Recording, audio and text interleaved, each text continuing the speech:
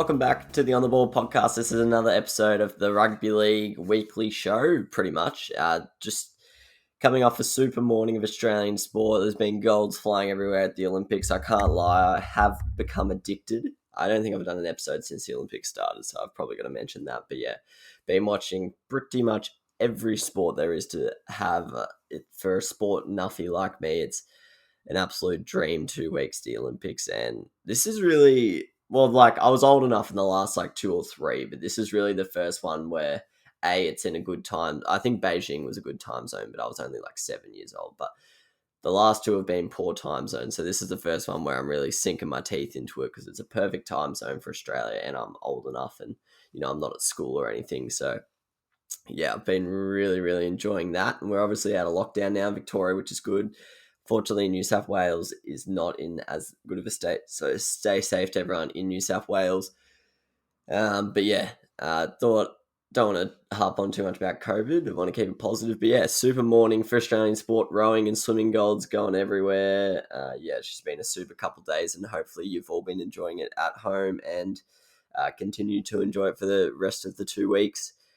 This week in the NRL, we're doing the usual, just chatting about the headlines of round 19 and the days following pretty much, and then we'll be doing our top 8.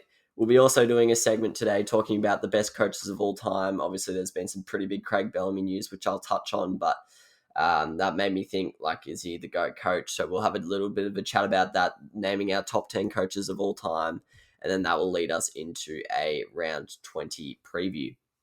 So, in full honesty here, I didn't watch too much NRL on the weekend, nowhere near as much as I normally do. I obviously watched the Tigers game. I watched the Thursday and Friday games because that was really before the Olympics got into full swing. But in terms of the Saturday Arvo games and the Sunday games, didn't watch much. Watched a little bit where I could here or there. So we'll go game by game, but I'll obviously be talking more about the ones I watched. So the Eels-Raiders, this was actually up there with Game of the Year for me. It was just a really, really good game.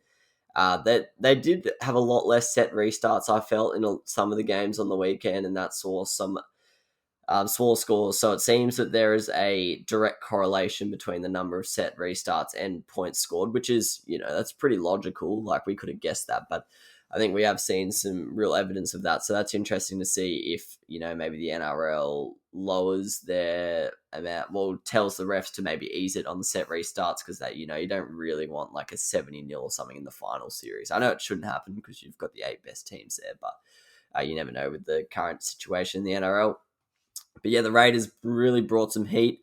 They're not the team of last year. They've lost their magic. They've lost that spark, but they brought physicality. They've still got a brilliant forward pack. And yeah, for me, it's one of the best forward packs in the competition. The spine's not great, especially with the injuries they've had. And yeah, on the weekend, they were without White and they were basically playing their 4th string fullback in Rapana, who actually had a very, very good game. But yeah, the middles just really, really, really brought it to the Eels forward pack, who would also like to claim themselves to be one of the best forward packs in the competition. There was just so many big hits. The Raiders just went after the Eels, and yeah, it was really good. The Eels usually try and dominate physically in the middle over other teams. That's how they dominate most of the smaller teams and the weaker teams. But yeah, the Raiders just thought, we'll beat you at your own game. And all of a sudden, the Eels looked pretty fragile when the Raiders were matching it to them in physicality. But yeah, it was just an awesome game. Every second hit was getting oohs and ahs from me and my family in our living room. And yeah, congratulations to Ricky Stewart, really.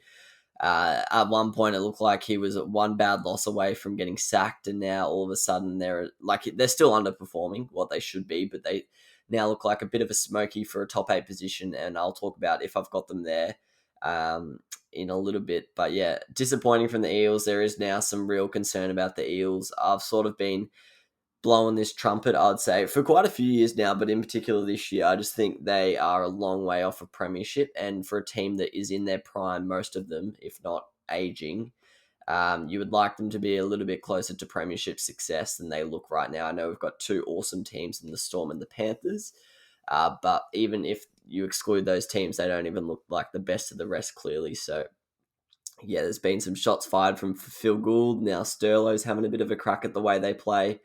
Yeah, it's just the way they play. The middle's running up the middle of the pitch, obviously, and just looking for offloads. That's really their only go-to. And then when they get to fifth tackle, it's basically just like, well, hopefully Moses can produce something with a kick. Gutho's a really good player, but they don't use him creatively enough for me. We've seen it, like, if you just watch the Warriors, you see how much they use Reece Walsh in all these different patterns. And yeah, they maybe are over-reliant on Reece Walsh, but I think Parramatta should start doing something like that, because to be honest, Dill Brown, he made some couple good breaks in the last couple of weeks, so maybe they should try and give him more ball in terms of running and less playmaking, but they probably need to get Gutho more involved. But yeah, it's just not really clicking. They need to get the back rowers involved more, get them running lines, because they've got some really, really good back rowers in Papali'i and Madison, and maybe just less focus on offloads, because that's really the only way they get up the field at the moment, which works against the teams that can't tackle like the Tigers. But against the Storm and the Panthers, you're not going to get many offloads off, and that didn't happen in this Raiders game, and we saw them really struggle. And I know they don't have their halfback, so you don't really want to kick a team while they're down, because a lot of teams would struggle without their halfback, especially when he's one of your best players. But yeah, it just doesn't look good right now in Parramatta. They probably, you'd have to say, out of the big six teams that we've been talking about for most of the season, you'd have to say right now they are the sixth best in terms of, like, if we did a power rankings. The Roosters haven't looked great, but yeah, you'd probably have to say they're even above the Eels right now. So yeah, it's disappointing for Eels fans, I'm sure, as your team is great on paper and it looks like it should be a premiership contender, but just there's something not going right. And I do have to say, I have believed for a while that Brad Arthur might be a bit of an overrated coach. I'm not saying he should be sacked or anything, but if there aren't serious signs of progression, because the Eagles really haven't progressed in 2 or 3 seasons, if we really look at it just on a statistical point of view on the ladder. So, yeah, there's got to be things addressed there, because something's just not clicking, whether it be tactical, whether it be personnel. But yeah, we'll see how they go for the rest of the year, really, before we make some big calls. Then that led us into the Friday early kickoff game, Roosters versus the Knights. I was excited for this one. I thought it might be a bit of a challenge. Roosters haven't been in great form. Knights have shown glimpses here or there. But once again, we saw the Knights without Mitchell Pearce just really, really struggled. The wind was huge, and the Knights just couldn't deal with it. I like Jake Clifford. I think he's got a big future. He's got a big, powerful boot, which is important in the NRL right now. But yeah, he just wasn't playing smart footy. He just kept putting up bombs, and the wind would just like pretty much blow it back over his head. However, I have to say Phoenix Crossland was not helping him out. I think Phoenix Crossland, you've got to have a better halfback than that, especially when Mitchell Pearce is injury prone. I know they've had Blake Green and then Mitchell Pearce get injured and stuff, so this wasn't the half situation they were thinking of going into the season. But yeah, it's not really working with Crossland, and Clifford's having to do too much on his own, and then yeah, it's just not linking up right now. So the Knights have got to start winning, and start winning soon if they're going to make the top 8. And yeah, the Roosters look decent. They're not playing like the Roosters of old, and that's because they've got Hutchison and Walker in the halves, which is a lot weaker than what it's been in the past. They don't really even... They have Verrills as well, who's a good young player, but he's not a freak. So yeah, their spine's just not what it once was. The rest of the team's good. Unfortunately for the Roosters, Billy Smith got injured, which just really hurts. The injury toll this year's just been painful, but yeah, they're going to be there. They're going to be there in finals. They're going to be in the top 6. They're going to be a dangerous side to play. They've got star power. They've got big game experience. So yeah, the Roosters just rolled the Knights over pretty comfortably. That led us into the Cowboys versus the Storm. So I was watching this one alongside the opening ceremony, as I'm sure a lot of you were. And this was a really, really good game. The Storm didn't look as dominant as they have in previous weeks. They made a fair few mistakes, but the Cowboys really took it to them. And fair play to the Cowboys. They had a really, really good start to the season, good first 10 rounds, and they went off the boil a little bit there. Obviously, things didn't go their way. They essentially traded Clifford for Dearden. And yeah, they haven't been going smoothly since then, but this was a really, really good effort, and they were unlucky not to get the 2 points. I thought they probably deserved it against the Storm. So that was unlucky, but that was a good game. And that moves us into the Saturday afternoon, Rabbitohs, Warriors. Rabbitohs were just too good for the Warriors, which turned out to be Roger Tuivasa-Sheck's last game, but I'll talk about that in a second. But yeah, the Rabbitohs just too strong, putting up 60 points. And Wayne Bennett is very, very good at priming his teams for September. I think this year it looks a little bit like they're way off the top two, as every team does. But as we saw last year, yeah, he just primes them really well for September. You think they're an average side all year, and then they just catch fire. So to put up 60 points, I know the Warriors haven't been in great form, but they're still a decent team. And yeah, anyone who can score 60 points is a dangerous team. Manly Tigers, obviously was pretty disappointed with this one. Put me in a bad mood, I can't lie, because I went into it thinking, I think I predicted actually pretty close to the scoreline. I think I said something like 50-20, 50-24. But we played really well in the first half, had a really, really red hot crack, and I can't lie, that enticed me. I went in with low expectations. At halftime, I thought we were a real good sniff at winning this and stealing it from Manly, but they just, turned on the Jets in the second half. There was just some real basic errors. Like there were a couple, I think one of Turbo's tries short side, I really lost my temper because there was like a situation where I think it was three guys on the short side from both sides. Then you just saw Turbo sprint to the short side.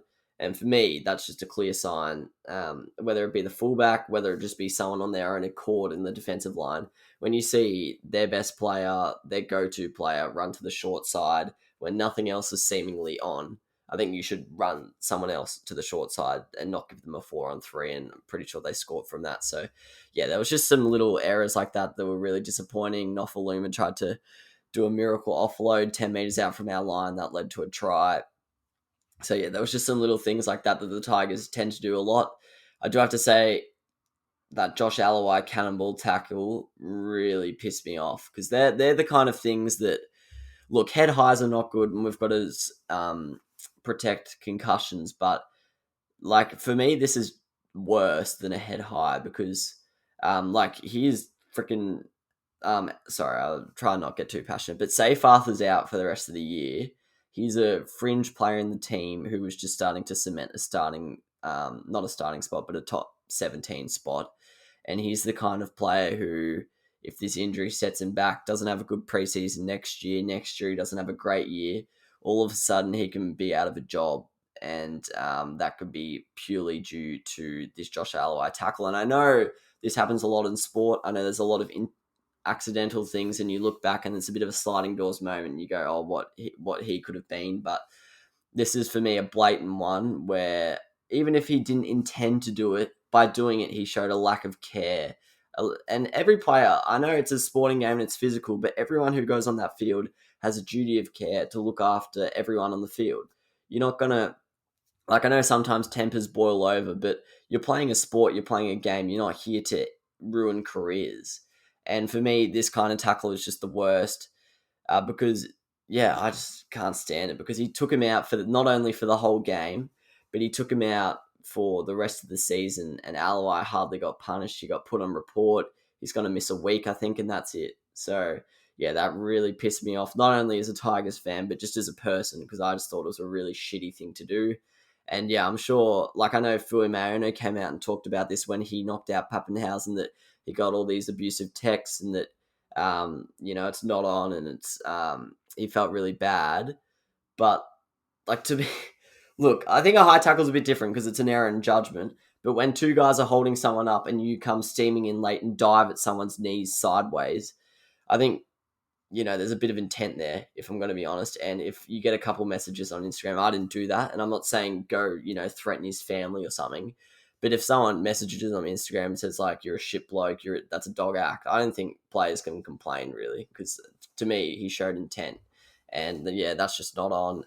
He used to play at the club, so he probably knows Seyfarth personally. Yeah, I just thought it was a real cat act. And for me, I think that sort of thing should get 4 to 5 weeks. Like, you've really ruined someone's season, potentially their career, and you're getting 1 week off. To me, that's just not good enough. Anyway, that's my spiel over. I know it'll sound biased, but like I genuinely do believe everything I've just said, whether it be Tigers hat on or Tigers hat off.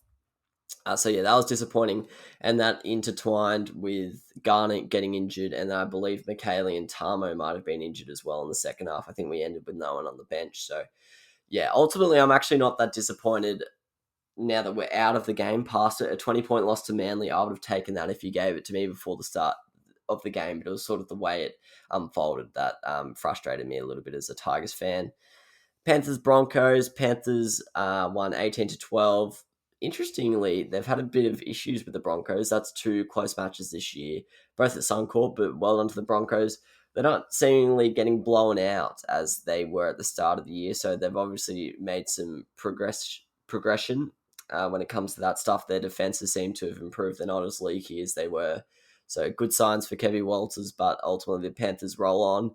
And you have to say the Panthers' form is a little bit worrying. They've suffered some injuries. To'o's out for 6 weeks. Fisher Harris now goes on a bit of a 3-week break to look after his wife who just gave birth or is about to give birth.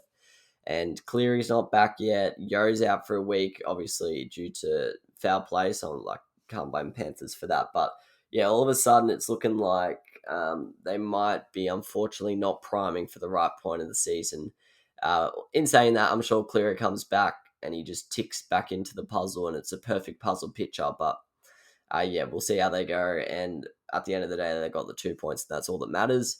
Sunday afternoon, Dragons-Titans. This was really disappointing for the Dragons. I thought this was going to be a good game, a real important game in terms of the fight for the 7th and 8th position. Both these teams are right in the hunt and probably 2 of the better teams in the hunt.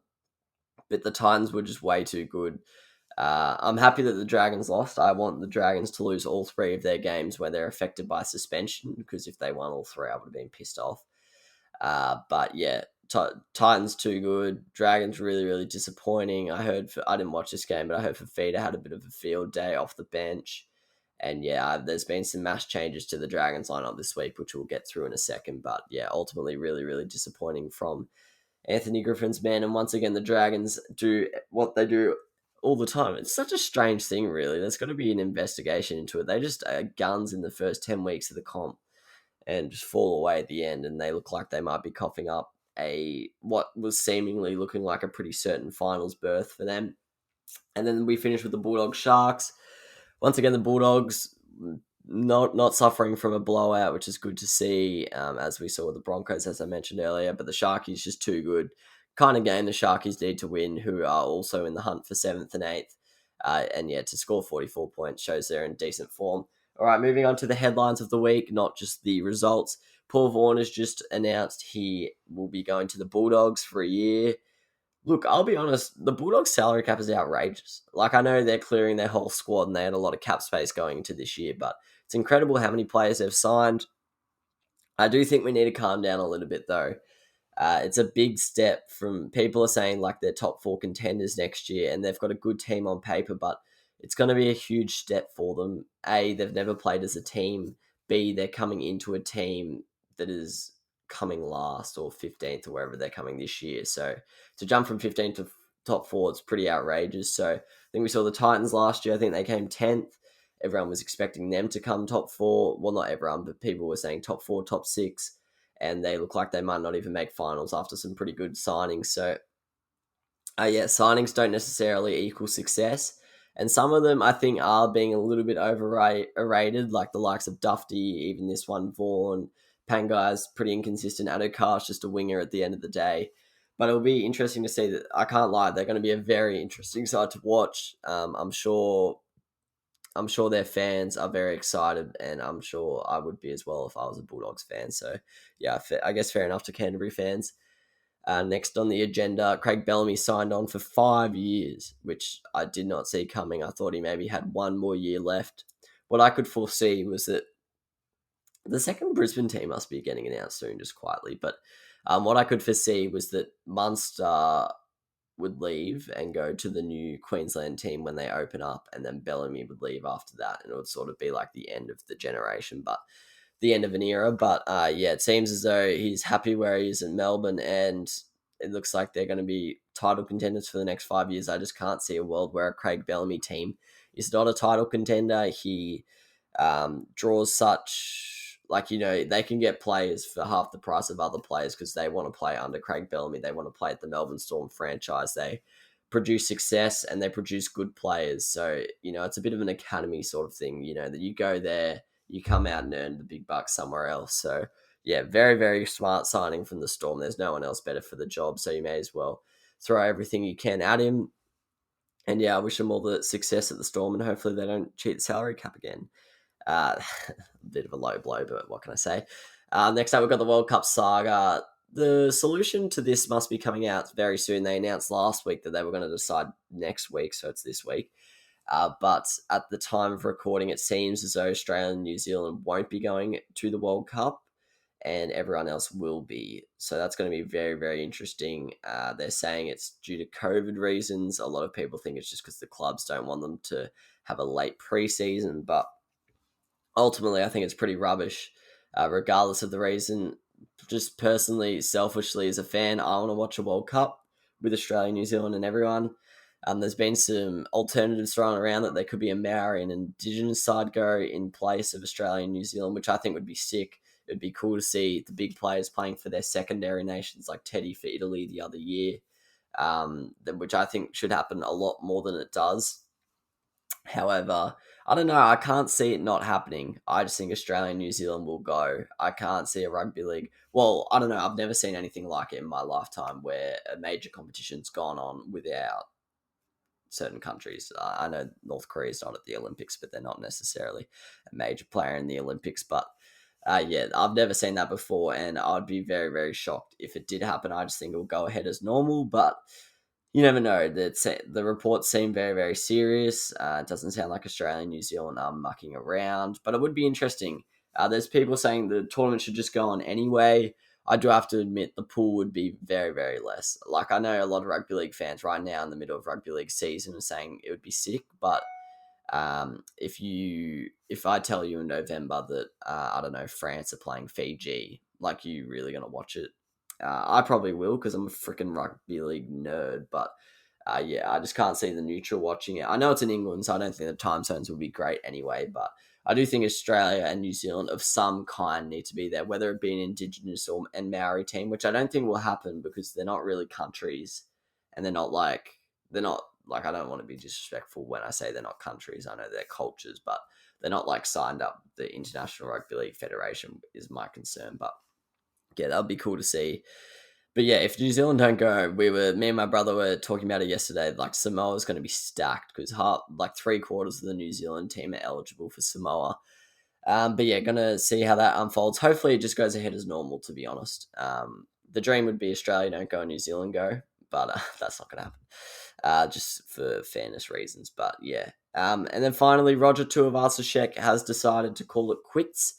I don't mean that in a negative way, but he's had enough. I think Australia and New Zealand are closing the bubble at the end of this week, so Roger and Lisa Nalmau have decided to go back to New Zealand, and I completely understand it. There's some people saying he's soft, he's contracted. I think those people need to grow up, really. This is a man who's lived away from home for 2 years.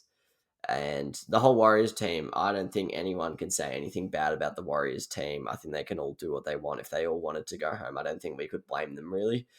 They've played away from home for 2 years. A lot of them haven't seen their families for 2 years. And ultimately, it's sad because Rogers just seems like a legendary bloke. I can't lie. He just seems like such a nice guy, such a talented footballer, one of the best fullbacks I've ever seen, one of the best players I've ever seen, one of the best New Zealanders I've ever seen. Unfortunately, he's not going to get to the 200 games, which I think he would have got to. He was on 195. There's 5 games left or 6 games left. So I think he would have notched up the 200 games, but he obviously doesn't care about that, which just shows to the level of bloke he is again. In those 195 games, he scored 58 tries. He had a win percentage of 51.28%, which is pretty impressive. He won the Dahlia Medal in 2018. He won his Position of the Year 3 times. I think once winger, twice fullback. He won the Rugby League Week Player of the Year in 2015. He won the Roosters Premiership in 2013. Played 20 games for New Zealand, scoring 14 tries. Came second, achieved second with the New Zealanders at the 2013 World Cup. Won the 2014 Four Nations, and he is signed on for the Auckland Blues next year in an attempt to make the 2023 All Blacks World Cup team. I'd love for him to go over there and kill it. Hopefully people don't follow in his footsteps. That's my only query. But ultimately, I think it's good for the game. If he goes over and kills it, people go, geez, rugby league players are really talented. Let's go watch rugby league. But Yeah, good luck to him. Hopefully he achieves his dream of playing for the All Blacks. It's going to be bloody tough because those guys have been playing rugby union their whole lives, as I'm sure Roger did when he was younger. But yeah, good luck to Roger. I love you, mate. Thanks for everything you've done for the game in Australia and New Zealand and the Warriors. And yeah, good luck to you and your family in your future endeavours. All right, my new predicted top 8. Not too many changes this week. Last week it was the Storm, Panthers, Rabbitohs, Roosters, Eels, Sea Eagles, Knights, and Dragons. This week I have the same top 4 in the Storm, Panthers, Rabbitohs, and Roosters. However, I've lifted the Sea Eagles above the Eels. The Eels losing to the Raiders, I obviously didn't predict that, so them losing that has dropped them down to 6th. And yeah, that's not ideal for them. I think they need top 4 positioning if they're going to be any sort of threat. And then in 7th, I've got the Knights, who are still there despite their disappointing loss on the weekend. I think they have an easier run home, and I just think they're going to notch up enough wins. PC could be back this weekend, and that would go a long way in helping that. And then I've changed out the Dragons for the Titans. So big win for the Titans on Sunday. That has lifted them into my top 8. I think I'm actually close to my original top 8 now. I think this might have been it. And then missing out on points differential, I've got the Sharks and the Dragons in a 9th and 10th. And then I've got the Tigers missing out by 2 points in 11th. So, yeah, interesting. The race for 7th and 8th is so interesting. And the race for 4th position, I think, is going to be very interesting. I think the top 3 spots are all but sewn up. The Panthers might drop below the Rabbitohs now, but I don't think that will impact it too much. I guess the Panthers would rather at home. What are the qualifying final? I think the first round of finals are called. But yeah, interesting who's going to make those elimination final spots. All right, time for the best coaches of all time segment. I'm going to go through my top 10. So my criteria was a minimum of 250 games. So I think Trent Robinson just missed that. I think he had like 240 games, but I had to just put a limit on it somewhere. I know that's a lot of games. It's like 10 seasons, but to be the best, you've got to have longevity on your side as well. So number 10, I've got someone we all know very, very well. He's on the lower end of the game scale, but his premierships and his win percentage is just very impressive. And it's Phil Gould. Just a quick note, I haven't done their rep coaching stats. That would have just taken a year, and I didn't have that time, unfortunately. I was too busy watching Olympics. Only kidding. But Phil Gould, 59.3% win rate. Very, very good. Anything in and around 60 or above 60, you're in like an elite echelon. 280 games as coach, so around 11 to 12 seasons as coach. 1988 Dally M Coach of the Year. He won 1 premiership with Penrith and 1 with Canterbury. I think winning 1 at 2 different clubs brings a lot of value in my ratings. Obviously, winning 2 premierships anywhere is very impressive, but to do it at different clubs shows that you didn't just fluke it with a great bunch of players at one club. So here's my number 10. Brian Smithen at number 9. He has the lowest win percentage by a mile in at 50. Actually, no, there's someone else, but pretty much 50.7%. So not the greatest win rate. And he has 601 games under the belt, which is the main reason, to be honest here. I think he had the 3rd or 4th most games. So I just had to reward the longevity. That's so impressive. That's like 24 seasons of being a head coach in the NRL. He also changed a lot about the game. I know he's famous for in order to quell Billy Slater's impact in the games, he just told his halves to just kick it dead, and they brought in the 20-meter restart to stop that. So, I feel like I explained that poorly, but yeah, he changed the game. I know that's not like the greatest invention or anything, but that's the sort of legacy he left. He changed rules, he changed the game, and 601 games is nothing to scoff at. 2-time Dally M Coach of the Year. Famous for choking in finals, lost 4 grand finals in his time, lost a lot of final series despite having great teams. But yeah, the longevity, 2 Dally M Coach of the Year, I thought I had to reward him there. Number 8, I've got Kenneth Keaney, never know how to pronounce that one, but 59.2% win rate, 284 games under the belt. And this guy's famous for coaching the invincible St. George side that went 6 premierships on the trot. He won 5 of them as captain coach, which I thought was very, very impressive. And then he won the 6th as a coach after hanging up the boots. Didn't really have much success elsewhere. I don't know if he coached elsewhere. Actually, I'm talking out of my ass there. But yeah, 6 premierships, 6 in a row. Like, he's arguably stiffer not to be higher, but I just thought because he was captain coach, it's a bit, how's your father? But in at 7th, I've got the famous Clive Churchill, obviously famous for having the MVP on grand final day named after him, the medal. But he was also a very good coach as well as player. 56.9% win rate as a coach, 260 games under the belt, but more importantly, 4 premierships with the mighty South Sydney Rabbitohs, and that's why he's in there. Bozo Fulton, the late, great Bozo Fulton, Bobby Fulton, in at number 6, 64.4% win rate, which is one of the best we've got in here. I think it's the second best, actually. 405 games, so he's got a bit of longevity to him as well. 1983 and 1981 Dally M Coach of the Year, and he won 2 premierships with the Manly team. He just left a great legacy. I know I'm not going to talk about rep coaches for all of them, but he was also a very famous representative coach. Knew how to get the best out of the star-studded lineup, as he did at Manly and in the Australian colours. And yeah, just a true legend on the game, on the field, and on the sideline as well. In number 5, the other lowest win percentage coach is Tim Sheens. Might be a little bit biased as a Tigers fan, but for me, it's more the legacy Tim Sheens has left. He changed the game with his innovative attacking style of footy that won the Tigers premiership in 2005. But more importantly, he produced so many coaches himself, whether it be through assistant coaches or that Raiders team that he actually coached. They produced about 6 or 7 first-grade coaches from that team. So they talk about it a lot in NFL, the coaching tree, not so much in Australian sports, but if they had one for him, that would be very, very impressive. Longevity on his side as well, 669 games, incredible. 3-time Dally M Coach of the Year, 4 premierships, 3 with Canberra, 1 with the mighty Tigers. And he's back in the game. Well, he's not out of the game. He's been in the Super League, but he's back in the NRL as director of football at the Tigers, I believe. Some people calling for him to coach again. I don't think he should. I think he should just leave his coaching career behind him. But I think he'll be good for the Tigers. Number 4, I've got Arthur Aloy.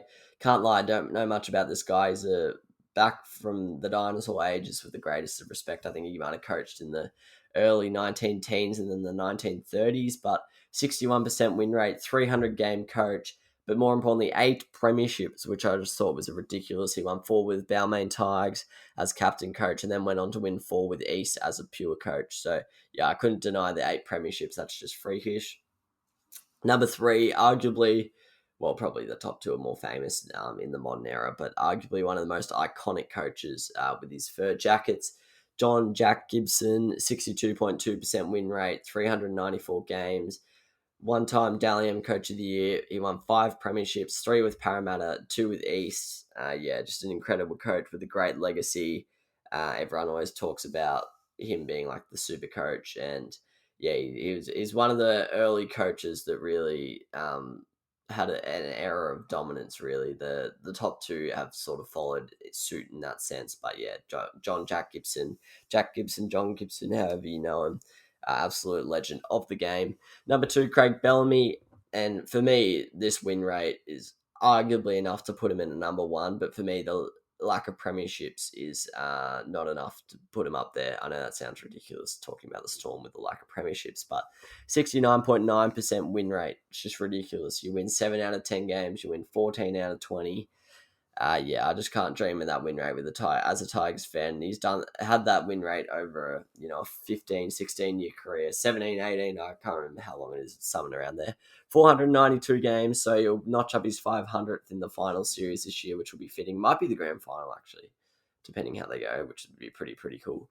3-time Dally M Coach of the Year. He won a couple as well that got rubbed out, obviously, salary cap saga, which I think, makes me want to punish him on the all-time list, but you can't do that. And he has won 3 legal premierships with the Storm. He might end the list at number 1, I can't lie, but he's just an incredible coach. But number 1, he's got longevity, he's got success, he's got everything to his name. I have to say, he's opened up a lot in the past, I reckon. He was a grumpy old man. Well, he still arguably is, but I remember growing up, he was just a dickhead to journalists, where now he seems to have nicened up a bit, softened up. But Wayne Bennett, the ultimate super coach for me, 877 games, which is just ridiculous. He's obviously hanging up the boots at the end of this year as the other bloke, I can't lie, I don't know his name, takes over as the Rabbitohs head coach. We think it'll be his retirement. We never know with Wayne Bennett. We've thought that before, but 62.4% win rate, 877 games. 2015 Dally M Coach of the Year, 1987 Dally M Coach of the Year, just shows his longevity there. 2000 Dally M Coach of the Year, 7 premierships, 6 with Brisbane, 1 with St. George. Just an incredible coach. And you think for an old guy, he would really have like a conservative coaching style, but he just lets the boys play. He's more of a man manager. I know it's a different sport, but he reminds me of a bit like Zinedine Zidane as a coach. It's probably a bit disrespectful to Wayne Bennett, but he's good at managing a team of stars. Everyone who talks about him just says how much they love him. They love playing for him, and although he's known to be a little bit scary at times, gives a good spray, as does, well, I'll be honest, I probably did Craig Bellamy dirty not talking about some of his stuff. But yeah, Wayne Bennett for me, the GOAT coach as of 28th of July 2021. A premiership with Bellamy this year, who knows, that could change my opinion. But yeah, Bellamy also famous for bringing in the wrestle to slow down, the Tigers 2005 and teams like that, changed the game completely. But for me, what's been the most impressive thing with Craig Bellamy, I know it might be a bit of recency bias, but hey, we thought when the big three retired that they would, go back to being average, but he's blown past that. And B, the way they've adapted to these new rules, and they just play amazing football to watch now. I remember for so long they were the most boring team to watch. They would just execute set pieces, like the inside outside. Everyone knows what I'm talking about, with Smith to Cronk to Slade up the middle of the field. They just did boring stuff like that. Won games, 24-8. So, always had tight defenses, where now they just go for it, scoring 60 points. I know their team hardly ever concedes as well, but he just promotes interesting football now, which I really, really enjoy. So that's my top 10 coaching list. Going to be interesting to see how that ages in time. But now time for my round 20 preview. Roosters versus the Eels is the Thursday night game. Sadly for Billy Smith, he is out for the rest of the season. Can't catch a trick, that kid. He is such a good player, but he gets no luck. Joey Manu's been named on the wing. Adam Kieran to play in the centres, which is interesting, but they're low on wingers because Ikavalu's out as well. Brett Morris obviously retired. And then for Parramatta, the only change is Nia Corey out for Bryce Cartwright on the bench. I'm tipping the Roosters. For me, it's an absolute flip of a coin tip. With Moses, I tip the Eels. Without him, I think it becomes a 50-50 game. I just think Arthur doesn't steer the team around as dominantly as Moses does. And I'm probably overrating Moses a little bit, but I don't know. He just adds something to them, I think. A bit of a cocky swagger. So I've got the Roosters by 1 just because I think it's a flip of a coin. The line is Eels favourites by 4.5 points, so I'll be taking the Roosters at the line as well.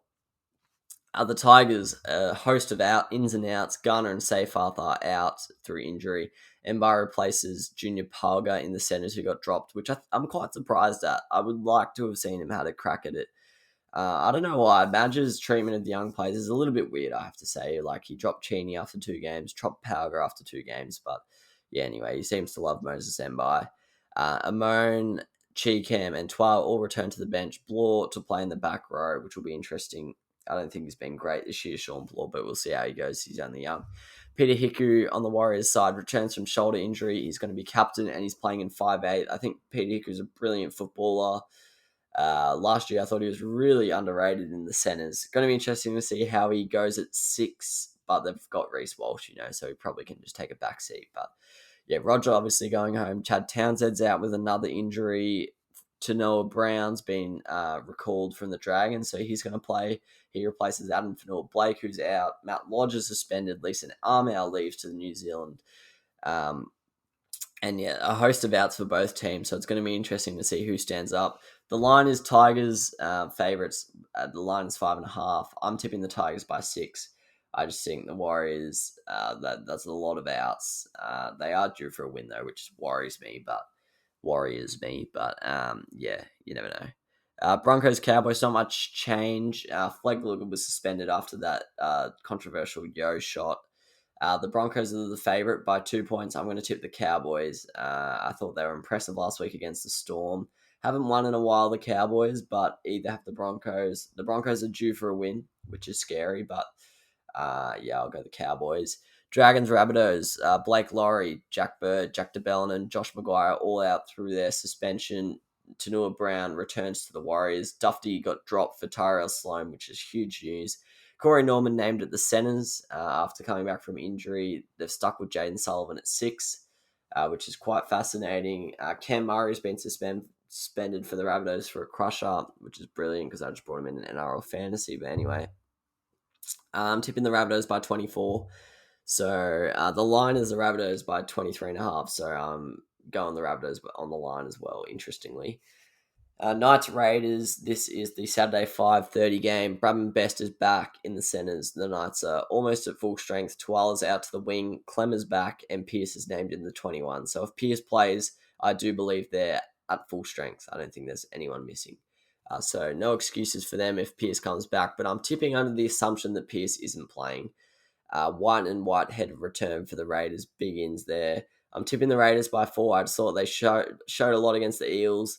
They've become a bit of a gritty team now, and I don't think the Knights will be able to match them in that aspect unless Piercy plays. If Piercy plays, I'd probably tip the Knights just. And also the fact that it's in Queensland makes me, I don't know, go the way of Raiders for some reason. The line's 3.5 in the Raiders' favour. Then the primetime Saturday game. Look, I can't lie, we've been looking forward to this match for ages, and unfortunately, it's not at either ground. It's got no crowd. There's a lot of injuries, and neither team was great last week, but who cares? We're going to get right into it, aren't we? We've been waiting for this one for a while. Likely grand final preview. Harry Grant's in the reserves. Pappenhausen is on the bench. Actually, I swear Harry Grant might be on the bench. Oh, no, I think he is in the reserves. Nelson Asafa Mona got left out, interestingly. Brian To'o misses 6 weeks with an ankle injury. Tyron May also misses with an MCL injury. Elliot Yeo misses a week with concussion after that big shot from Flegler. Fisher Harris is out, as I mentioned before, personal reasons. Tavita Pangai Jr. still left out by the Panthers, interestingly. Matty Burton's named at 6. Naden's named in the centres. The line is 16.5 in the Storm direction. I'm actually backing the Panthers in the line, but I'm backing Storm by 12 in the head-to-heads. Looking forward to that one, though. Bulldogs Titans. Adam Elliott returns for the Doggies. Kyle Flanagan's been brought back from the dead to replace Lockie Lewis. They've just got a halfback carousel there. Luke Thompson's copped a 3-week suspension. On the Titans side, Patrick Herbert's been suspended. Jamal Fogarty is in the 21, but I wouldn't be surprised if they just give him another week, given Sexton played pretty decently for the Titans.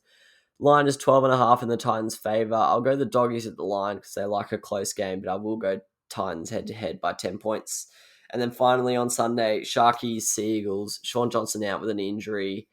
He's going to miss a month plus on the sidelines, which is huge in their campaign to come in the top 8.